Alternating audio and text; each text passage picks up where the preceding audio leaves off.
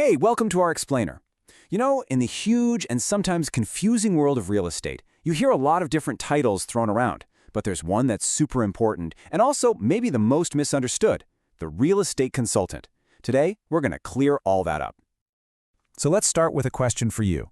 When you're facing a really big property decision, who do you actually need in your corner? It sounds simple, right? But the answer? Well, that can be the difference between a brilliant investment and a really, really expensive mistake. And right there, that's it.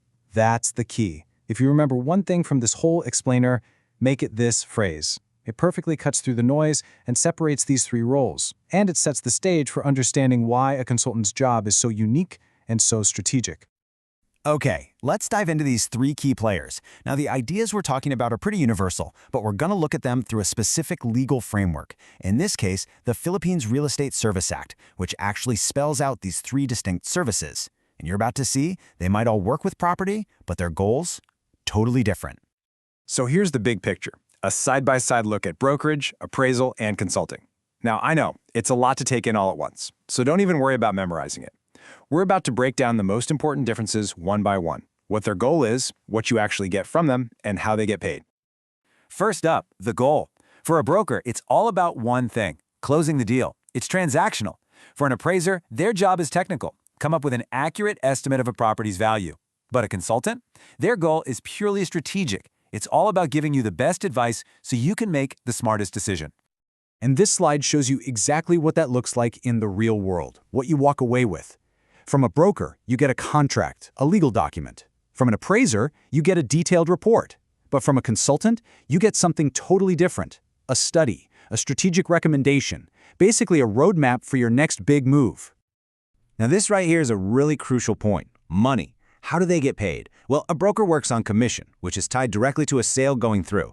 But an appraiser and a consultant, they're paid a professional fee for their time and expertise, whether a deal happens or not. And that's so important because it guarantees their advice is objective and in your best interest. So when you think about it, what is a consultant's actual product? They're not selling you a piece of land or a building, they're selling you clarity. They're selling their brain power, all that high-level analysis and professional judgment to help you find the right path. All right, so now that we've kind of set them apart from the others, let's go deep. Let's really focus on what defines a consultant and understand why this is considered the highest level of real estate service. 10. That's the number. 10 years. Think about that.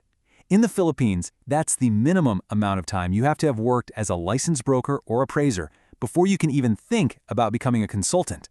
This isn't some entry-level gig. This is a role for seasoned pros who've spent a decade proving they know their stuff. So, if you had to boil it down, their practice really stands on these four pillars. First, it's purely advisory, not about a transaction. Second, it's all about strategy. Third, they have to be fiercely independent. And finally, everything they do is based on that high-level professional judgment they've built over all those years. And this all leads to a concept that is, honestly, the most important part of the job. It's the consultant's duty as a fiduciary. We're not just talking about business here. This is about a relationship built on absolute trust. So what does fiduciary actually mean? Well, it means a consultant is legally and ethically bound to put your interests ahead of their own and everyone else's, period. Their advice has to be loyal, independent, and totally objective, even if that means telling you something you don't want to hear, like, hey, this is a bad idea, don't do it. Okay, so what does this look like day to day? Well, a consultant is a problem solver, figuring out the best way to use a property. They're a market forecaster, seeing trends others might miss. And they're an objective critic, giving you the unvarnished truth. But, and this is just as important, you have to know their limits. They're the strategist, the big-picture thinker, but they don't replace the lawyer who drafts the contracts or the engineer who designs the building. So, with all this high-level expertise, where do you actually use it? Let's get into the real-world stuff, the kind of high-stakes situations where a consultant's advice is absolutely essential. This is where the real magic happens. Consultants get hired for the biggest questions. They do something called the highest and best use analysis, which is basically figuring out the single most profitable thing you can do with a piece of land. They run incredibly deep feasibility studies for huge developments, they analyze the market, and they even help giant companies manage their entire real estate portfolios. And why do they get brought in for these massive projects?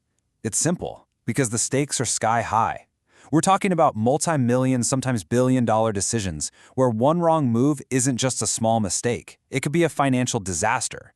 The consultant is there to make sure that doesn't happen. Okay, so we've covered a lot. We've pulled apart these different roles. We've seen how deep a consultant's job goes. So what's the big idea you should walk away with? How does this change things for you? I want to leave you with this one question to think about. For your next major property decision, are you just looking for a transaction to buy or sell something?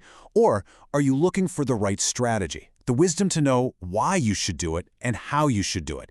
Because the answer to that question will tell you exactly who you need on your team.